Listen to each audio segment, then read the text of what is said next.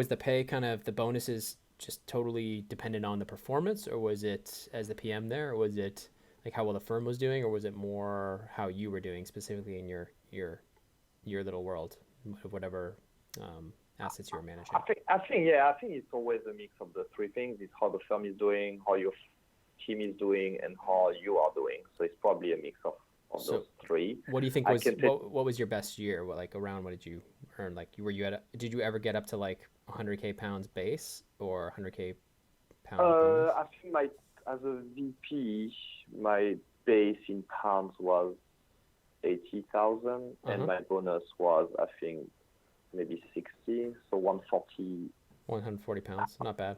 So in dollars it's like 200K plus, which was all right, when just vice president. Yeah. Thanks to you, my listeners at Wall Street Oasis. If you have any suggestions whatsoever, please don't hesitate to send them my way, patrick@wallstreetoasis.com. Until next time.